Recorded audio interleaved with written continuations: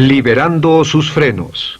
Hace muchos años, cuando comencé a estudiar las emociones negativas, el punto más crítico que descubrí fue que no se puede hacer ningún progreso hacia la salud, la felicidad, el amor y el cumplimiento del potencial mientras se insista en mantener intactas las emociones negativas. Y lo único bueno de las emociones negativas, si es que tienen algo de bueno, es que las emociones negativas no son permanentes. Lo dice hasta Sigmund Freud, no hay un lugar permanente para las emociones negativas en el subconsciente. En otras palabras, son visitantes indeseados. Son hábitos negativos o patrones de respuesta negativos que pueden eliminarse, y el punto inicial para eliminarlos es entender de dónde vinieron y entender cuáles fueron los factores causales, volviendo a la niñez temprana, que desencadenó el desarrollo de las emociones negativas y nos han dado como adultos una predisposición a ser negativos de una u otra forma. Esto nos lleva al condicionamiento de la niñez temprana. Recuerden que ya dijimos que el punto inicial de los patrones de hábitos negativos compulsivos e inhibitorios era la crítica destructiva. La crítica destructiva es el gran destructor. La crítica destructiva destruye a las personas en su interior y las deja caminando en círculos por fuera. Muchas personalidades han sido minadas y destruidas, mucha autoestima ha sido puesta de lado como resultado de la crítica destructiva más que cualquier otra cosa que podamos imaginar. La crítica destructiva es el gran asesino. Ahora, ¿por qué es eso tan malo? Sabemos que los niños en sus primeros años y al ir creciendo tienen una necesidad tremenda de amor y aprobación de sus padres. De hecho, muchos psiquiatras y psicólogos han dicho que la razón número uno de la enfermedad mental en los adultos es el retiro de amor o el amor no expresado. Sabemos que cualquier persona con prestigio, una persona que es importante para un niño, tiene un impacto enorme en ese niño, y los niños hasta la edad de 6 años tienen muy poca habilidad para discriminar entre una crítica válida y una crítica inválida. Lo que esto significa es que todo lo que diga un padre o un pariente mayor o una persona mayor, cualquier cosa que diga una persona de prestigio o una persona importante para un niño es aceptada como cierta. Es aceptada como una representación válida de la realidad. Si una madre dice eres un niño malo, o si un papá dice eres flojo, si alguien dice no eres dependiente, o si alguien dice que somos estúpidos o tontos o feos, el niño no tiene capacidad alguna para discriminar entre lo válido y lo no válido. Ese niño acepta eso como una verdadera representación de la realidad. Va más allá de la mente consciente, va directamente al subconsciente y ahí se queda. Muchos de nosotros como adultos aún estamos viviendo en base a la información negativa que recibimos cuando éramos niños. Y después como adultos, ¿qué decimos? Pues decimos así es como soy, o siempre he sido así, o algunas personas dirán, pues es de familia, tu padre era así, los hijos son así, tu madre era así, etc. ¿De dónde viene? Nada de estas cosas es de familia.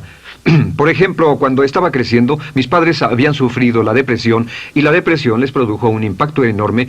Y cuando hablábamos de comprar algo, lo recuerdo muy bien, mis padres se ponían muy tensos y decían, no podemos pagarlo, no podemos pagarlo, no podemos pagarlo, no podemos pagarlo.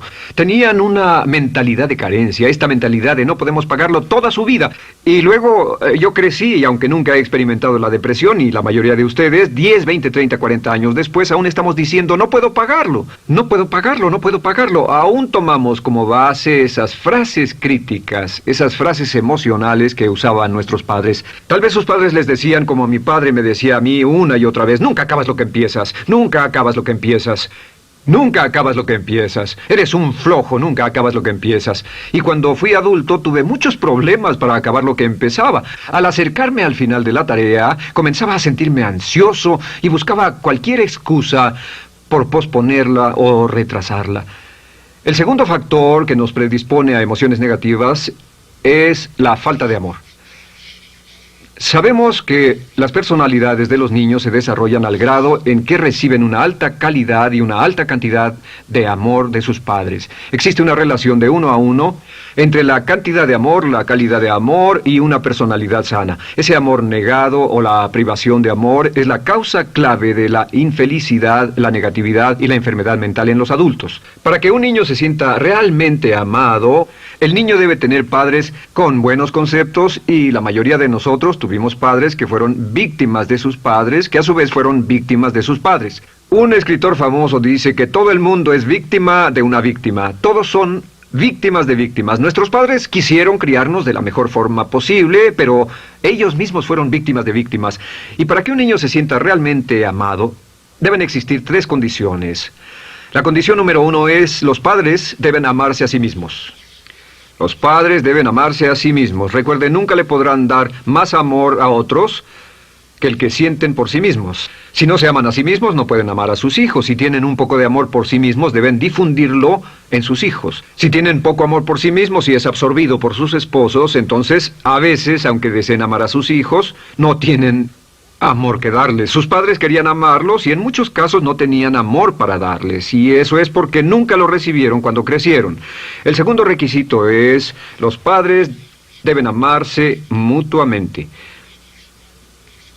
Para que un niño crezca sintiendo confianza en sí mismo, crezca sintiéndose amado, a salvo y seguro, debe crecer en un ambiente donde los padres se amen.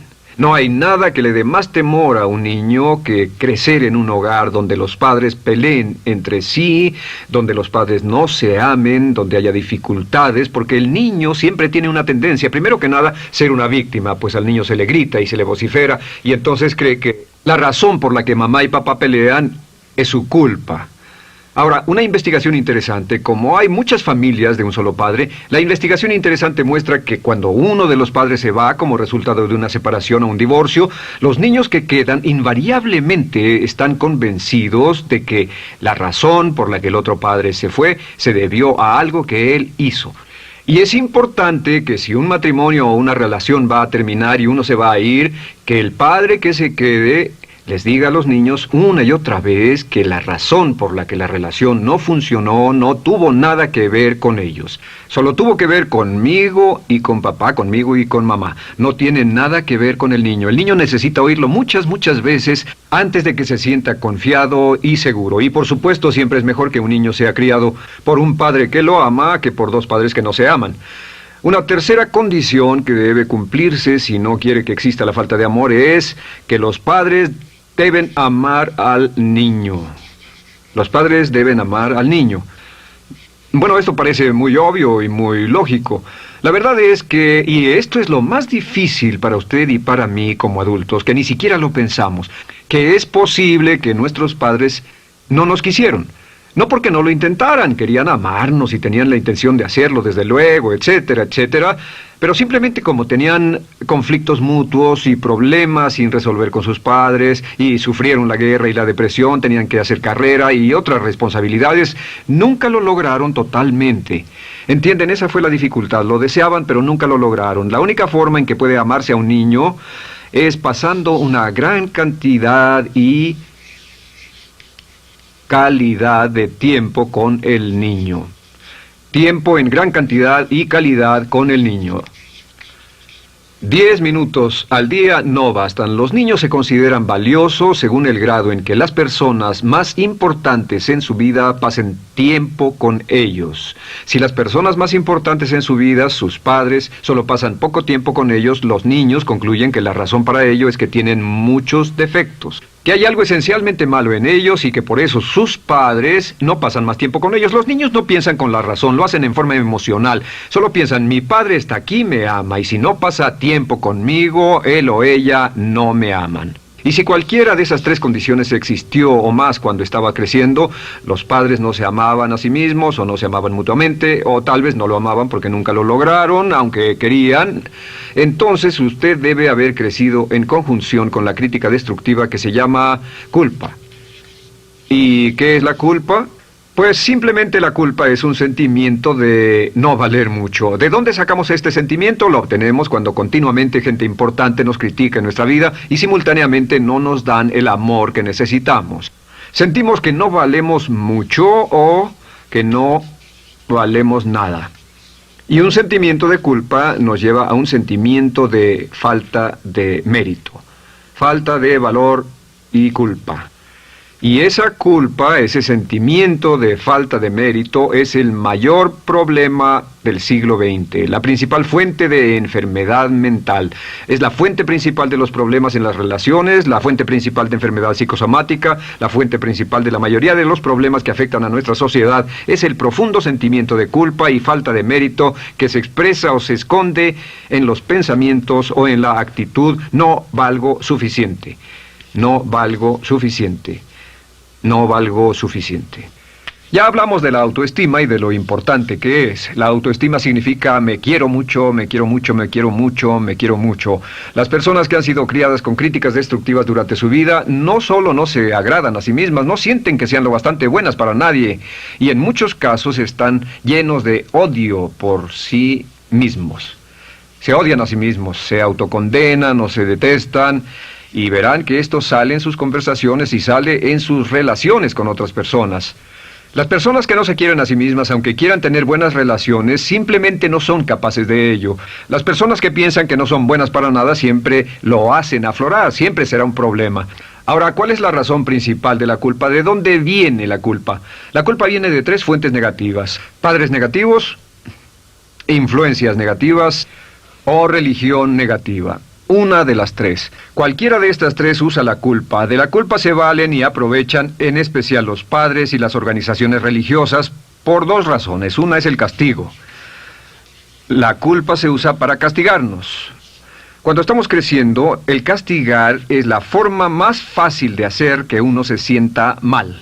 Nuestros padres nos hacen sentir mal castigándonos físicamente o sermoneándonos o regañándonos. Y el castigo es una forma muy eficaz de irnos conformando o de conseguir que hagamos lo que los demás quieren. La segunda razón por la que se usa la culpa cuando se practica en forma consciente, y algunas organizaciones la practican así, es para tener más control emocional en especial, porque se puede controlar a una persona emocionalmente con culpa y manipular su comportamiento. Hay muchas organizaciones que usan la culpa como una herramienta de control y manipulación. Si puede controlar a las personas con suficiente fuerza y en forma emocional, puede conseguir su dinero, puede conseguir su tiempo, puede conseguir su compromiso, demandar sus recursos, etc. Muchas organizaciones usan la culpa para aplicar un castigo. Muchas organizaciones de caridad que se anuncian por televisión, en especial las de causas benéficas que involucran a niños o a personas incapacitadas, usan un sentimiento de culpa. A usted le va tan bien que debe sentirse culpable por estas personas que sufren. O envíenos algo de dinero y eso se encargará de su culpa por un momento hasta que lo incluyamos en nuestra lista de correo, etc. Y la culpa es un estándar. ¿Por qué se usa tan comúnmente? Pues primero que nada porque casi todos nosotros la tenemos en mayor o menor grado. Y número 2, es fácil. La culpa es fácil. ¿Por qué nuestros padres la usan con nosotros? ¿Por qué nuestras madres la usan con nosotros? Nuestras madres pueden controlarnos con la culpa en un cuarto repleto. Nuestra madre puede controlarnos a miles de kilómetros por teléfono. Los padres usan la culpa en sus hijos porque sus padres usaban la culpa en ellos y así sucesivamente. Es lo más fácil. No existe un esfuerzo físico. Puede hacerse con una mirada o de reojo o una palabra. Ya sabe que las personas siempre buscan lo más fácil. Esté alerta. Ustedes han sido criados en un ambiente donde se les ha hecho sentir culpa y casi todos lo vivimos. Debemos entender que la culpa es como una letrina o bacterias emocionales negativas que se colocan en la raíz de su psique o su subconsciente y activan todas las demás emociones negativas: furia, odio, envidia, resentimiento, frustración y duda, temor, etcétera. Las crea y las activa a todas, y la forma para en realidad deshacerse del centro es exorcizarlo, extirparlo. Y es lo que vamos a hacer el resto de esta sesión. Primero, ¿cómo podemos saber si nos criaron con sentimientos de culpa? Bien, a esto le llamamos la manifestación adulta de la culpa. Manifestación adulta de la culpa. Puede saber, probándose a sí mismo, ¿cuánto de esto tiene? Número 1, la manifestación adulta de la culpa es que tiene sentimientos de inferioridad, sentimientos de inadaptabilidad y de no merecer las cosas. No siente que merezca que le pasen cosas buenas. Si una persona ha sido criada con crítica destructiva y se le hace sentir culpa, entonces cuando logra éxito, aún con un tremendo esfuerzo, tiene una tendencia terrible de sentir que no se lo merece. A esto se le llama, por cierto, temor al éxito. El temor al éxito es solo otra forma de decir que la persona que ha estado condicionada a pensar de sí misma como poco valiosa o no lo bastante buena, se siente muy incómoda cuando experimenta el éxito. Se siente muy tensa y a disgusto. Realmente si sienten demasiada tensión, comienzan a aspirar cocaína, a beber demasiado alcohol, se enredarán en comportamientos autodestructivos, tendrán una sensación tremenda de ansiedad, como si alguien fuera a descubrir algo de ellos. Hay un libro en la librería que dice, si me está yendo tan bien, ¿por qué me siento como un impostor? Tienen el llamado síndrome del impostor. ¿Alguna vez ha tenido éxito en algo y la gente ha ido a usted a decirle, vaya, hiciste un excelente trabajo, o eso es maravilloso, aunque haya sido muy duro para usted, y sintió que los demás iban a descubrir, siente como que, es decir, que iban a descubrir que realmente no es bueno, que solo fue un fraude, solo un accidente, y por supuesto es lo que dice, fue coincidencia, fue un accidente, la verdad, no sé ni cómo lo hice. Hacen todo lo posible por huir de ese sentimiento de inferioridad y de no merecer las cosas. Estén muy alertas. La segunda manifestación adulta de la culpa es la autocrítica destructiva. Hay una línea de un gran poeta que dice, aquellos a quienes se les hace mal, hacen mal a su vez. Los niños a muy temprana edad, a veces a la edad de 2 o 3 años, comienzan a menospreciarse, se desgarran, hasta se golpean y se castigan físicamente si se les critica demasiado. Siempre dicen el equivalente de no valgo suficiente o no soy muy bueno, y se castigan a sí mismos. Y la crítica destructiva es un síntoma real de un sentimiento escondido de culpa e insuficiencia. El número 3 es que fácilmente manipuladas por la culpa, las personas pueden jalar sus cordones de culpa en forma muy simple. Realmente vemos que existen dos tipos de personas en el mundo, los lanzadores de culpa y los receptores de culpa. Invariablemente, estas personas se atraen mutuamente. Y por supuesto el lanzador de culpa es la persona que se identifica con el padre que lanzó la culpa y el receptor es la persona que se identifica con el que atrapó la culpa. Pero los lanzadores y los receptores de culpa se unen, se equilibran perfectamente, se establecen y forman una nueva generación de lanzadores y receptores de culpa. Podemos decir que usted es fácilmente manipulado por la culpa, porque ha estado muy bien condicionado. Su jefe puede tirar de su cordón de culpa, una persona en un autobús puede tirar de su cordón de culpa, una sobrecargo puede tirar de su cordón de culpa. Esté muy alerta a esto. La cuarta manifestación de culpa es que usted la usa. Usa la culpa y culpa a otro generosamente. ¿Por qué?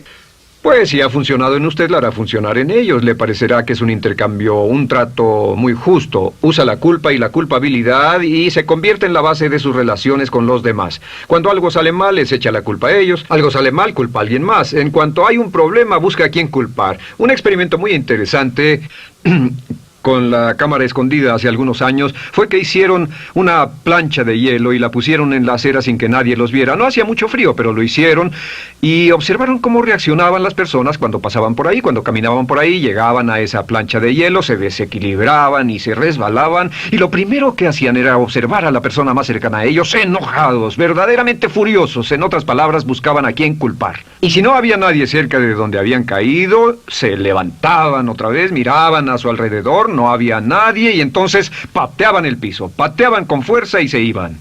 Nuestra tendencia natural cuando algo sale mal es buscar a alguien o algo a quien culpar, en especial si nos criaron con una culpa continua. Y la quinta manifestación es lo que llamamos lenguaje víctima. Ahora recuerden que hablamos sobre la ley de concentración. Dice, lo que siembras cosecharás. También dice, si usas lenguaje de víctima, mantienes viva la culpa, la refuerzas, la edificas, la cultivas, la utilizas. El lenguaje víctima es lenguaje como no puedo, no puedo, no puedo. Cuando dice no puedo, no puedo, no puedo, envía un mensaje a su mente subconsciente y la mente subconsciente comprende que está inhabilitado, que no tiene control, que es una víctima. Y cuando desea poder hacer algo, su mente subconsciente retroalimenta su mensaje y dice no puedes, no puedes. Y lo segundo que dice es tengo que, y otra vez no tengo control, no estoy a cargo. Pero existe otra expresión del lenguaje víctima que debemos evitar, y es esta, trataré. Trataré, sea lo que sea, trataré. ¿Qué significan las palabras trataré? Pues déjenme decirles qué significan. Significan voy a fracasar y lo digo anticipadamente para que no me vengan con represalias. En otras palabras, dice trataré de llegar a tiempo, pero lo que está diciendo es tal vez llegue tarde y no pueden reclamarme porque dije que trataría. Cuando una persona dice trataré, está disculpando su fracaso por anticipado. Si fuera al doctor y el doctor lo examinara, lo auscultara y le dijera, pues está en pésimas condiciones, tendremos que intervenir, debemos llevarlo al hospital ahora mismo, me sorprende que haya llegado aquí. Usted dirá, bueno doctor, espero que haga un buen trabajo. Y él dice, trataré. Si él dice eso, usted seguramente buscará otro médico. O si va a un abogado. Lo culpan de algo y va a un abogado y le presenta su caso y dice, oiga, va a defenderme, y él dice, trataré. ¿Qué está diciendo? Está diciendo, escuche, he estudiado el caso y por lo que veo no hay mucha esperanza, pero lo tomaré de todos modos. Trataré son los que tratan de conseguir que les pague por anticipado. Otro juego de palabras que no debe usar. Por cierto, con respecto a trataré, lo que debe decir es lo haré o no lo haré. No trataré. Si alguna vez en nuestro negocio, tenemos un negocio muy activo, si llamamos a alguien y le pedimos alguna cosa o algún trabajo y dice trataré de conseguirlo para el viernes o trataré de terminarlo a tiempo, al instante sabemos que lo que quiere decir es que quiere sentirse libre, no comprometerse. Así que nunca dejamos que nadie se vaya con un trataré, debe ser hecho o no, y queremos obtener una seguridad. Si hace falta, nosotros lo hacemos. Cuando dicen trataré, lo que están haciendo es que se están lavando las manos. Esté alerta, la otra palabra es desearía. Dicen que un deseo es una esperanza o una meta sin energía detrás. Desearía. ¿Qué significa un deseo? Desearía significa que me gustaría tener algo, pero sé que nunca lo podré tener. Cuando dice desearía bajar de peso, ¿qué significa? Las palabras no dichas son, pero sé que no puedo. ¿Por qué no? Por las excusas que tiene y el metabolismo que tiene y los problemas, etcétera. Siempre hay razones por qué debe salir, etcétera. Desearía dejar de fumar, desearía estar en forma. Desearía, desearía, desearía. Cuando usa la palabra desearía, le muestra al subconsciente que esto es algo que no cree que le sea posible lograr o adquirir. Entonces el subconsciente descarta completamente esto como meta y no le da energía, ni motivación, ni impulso, ni deseo de lograrlo. Así que esté muy alerta al lenguaje víctima. Esté alerta a la expresión sí, pero. O lo haría, sí, pero. Alguien le dice, haga esto, y usted dice, sí, pero. La palabra pero, por cierto, es el gran borrador. Si una persona le dice, podría incrementar sus ingresos o incrementar su rendimiento, ser una persona mejor o más feliz o bajar de peso o lo que sea, no importa. Y usted dice, sí, pero. Lo que está diciendo es que está borrando toda la aseveración que ha dicho antes. Manda un mensaje a su subconsciente que dice, no hay posibilidad. Y no hace esfuerzo, no otorga energía, no ejerce capacidad alguna hacia el logro de esa meta.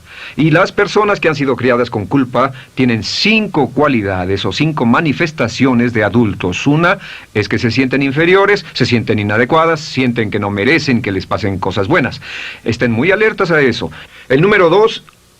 se autocompadecen continuamente, usan la autocrítica destructiva. El número 3, usan la culpa y la culpabilidad en ellos y en otros. El número 4, son manipuladas por la culpa. Y número 5, usan lenguaje víctima. Así que, ¿cómo nos deshacemos de la culpa?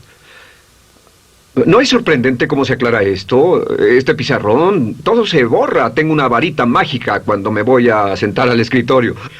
Entonces, ¿cómo nos deshacemos de la culpa? Para deshacerse de la culpa...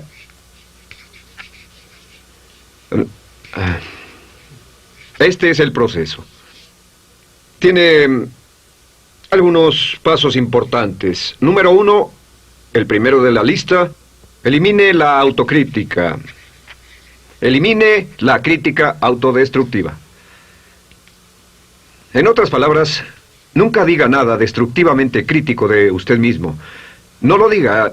Esta es la regla básica. El subconsciente acepta lo que diga usted como cierto, como un mandato. Así que no diga nada de sí mismo que no desee sinceramente que sea cierto. No diga estoy cansado, estoy gordo. No diga no puedo o debo. No diga nada a menos que quiera que sea cierto. Las palabras que van después de la palabra yo son las palabras que su subconsciente registra como mandatos, excepto cuando dice yo desearía o lo intentaré. Así que elimine la crítica destructiva. Siempre hable en términos positivos sobre usted. Me gusta mi persona, puedo hacerlo, lo haré, escogí hacerlo, pero nunca diga no, no puedo. Número 2 es no dejarse manejar por la culpa. Rehúse ser manejado por la culpa. Porque cada vez que le permita a alguien que lo manipule por la culpa, ¿sabe qué pasa? Refuerza y hace más poderoso el efecto de la influencia de la culpa en su vida. Cuando yo crecí, debo decir que yo crecí en una familia que estaba muy influenciada por la religión negativa. Realmente mi madre, Dios la bendiga, tenía un cinturón negro en el pecado e hizo un trabajo verdaderamente soberbio en ello. Y yo tardé en sobreponerme. Cuando me casé con Bárbara, ella también venía del mismo tipo de familia y recapacitamos. Hay una hermosa respuesta cuando uno de los dos caía de nuevo en los viejos patrones. Decía, no tratas de hacerme sentir culpable, ¿o sí? No tratas de hacerme sentir culpable, ¿o sí? Solo diga, no tratas de hacerme sentir culpable, ¿o sí? Y no deje que las personas lo manipulen usando la culpa. El número 3, no use la culpa o la culpabilidad y anuncie que no va a usarla. No la use en otras personas y permita que sus hijos o su cónyuge digan lo mismo. No tratas de hacerme sentir culpable, ¿o sí? Repítalo una y otra vez. Y si la otra persona le dice eso es lo que trato, contéstele no va a funcionar. Y no funcionará. Es que la culpa solo funciona mientras usted no sepa que está siendo usada en usted. El número 4 es lo que llamamos la ley del perdón. Es la más importante de todas. Realmente es el centro, es el meollo de toda esta sesión. La ley del perdón simplemente dice que usted está sano mentalmente hasta el grado en que pueda perdonar libremente y olvidar las ofensas. Que su habilidad para perdonar a los demás es la clave que determina su felicidad y su éxito en la vida. Su habilidad para perdonar a los demás es la única forma de eliminar la culpa. Su disponibilidad para perdonar a los demás y olvidar ofensas es el determinante más importante de si usted está o no totalmente integrado y es un adulto que funciona como ser humano. Porque la tendencia de culpar y de guardar rencores es una tendencia patológica infantil que la poseen todas las personas que están enfermas mentalmente. La habilidad para olvidar, para perdonar libremente, es la marca del ser humano realmente iluminado. Ahora, acepte eso como real. Hay 4 personas a las que debe perdonar. Número 1, perdone a sus padres. Perdone a sus padres por todo lo que le hayan hecho para herirlo. La mayoría de nuestras investigaciones muestran que casi todos nuestros problemas como adultos se remontan a no estar dispuestos o no poder perdonar a nuestros padres por algo que hicieron que nos hirió. Perdónelos un 100%, escríbales, llámeles por teléfono, dígales, o cuando menos perdónelos en su corazón, pero perdone a sus padres. Número 2, perdone a los otros. Perdone a todos los demás. Perdone a todos los que lo hayan herido de algún modo, por cualquier cosa, y déjelo así.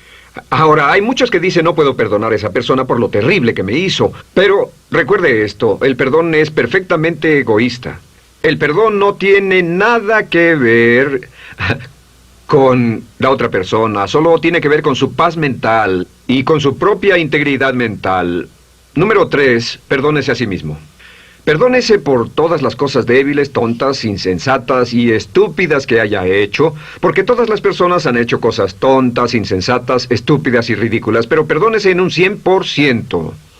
Y finalmente, la última parte de esto, si ha hecho algo que hirió a alguna persona, vaya a disculparse.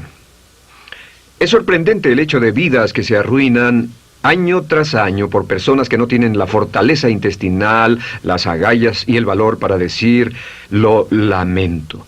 Una de las cosas más importantes es desarrollar carácter hasta el grado en el cual hacemos las cosas que son muy difíciles para nosotros, hasta el grado en el cual hacemos las cosas que sabemos que están bien, aunque sean difíciles, en especial cuando son difíciles emocionalmente. Y la clave para deshacerse de la culpa, la clave para ser una persona total y completamente positiva, es perdonar a los demás. Perdone a las personas con quienes ha sostenido una relación. Perdone a sus jefes anteriores.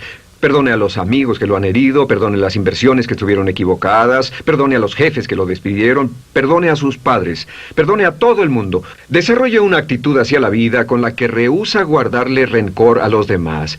Solo repita una y otra vez: los perdono a él o a ella por todo. Los perdono por todo. Los perdono por todo.